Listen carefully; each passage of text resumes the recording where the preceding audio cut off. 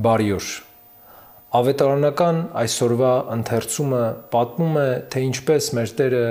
առաքյալներին երկու ուղարկեց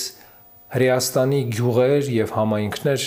որպեսզի քարոզեն Տիրոջ ավետարանը, քարոզեն Հիսուս Քրիստոսի գալստյան մասին։ Եվ մեր Տերը մի հետաքրքիր պատգամ տվեց, ասեց, որ տնտանը, որ ձեզ չընդունեն, թոթափեցեք ձեր ոտքերի փոշին և հեռացեք այնտեղից։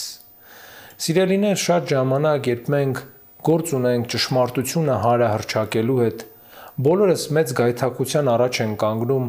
ոչ թե խոսել ճշմարտության մասին, այլ մարդահաճ խոսքեր ասել, այնպիսի բաներ, որ մարդիկ կընդունեն ծափահարություններով, որ կողջունեն և որ համաձայն կլինեն դրանց։ Սակայն նման ճակերտավոր ճշմարտությունները խեղում են արդարությունը և սուտը մատուցում են որպես եղելություն։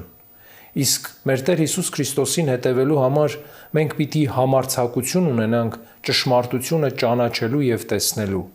որովհետև դա է միակ ճանապարհը մոտ լինելու մեր Տիրոջը և Փրկչին Հիսուս Քրիստոսին։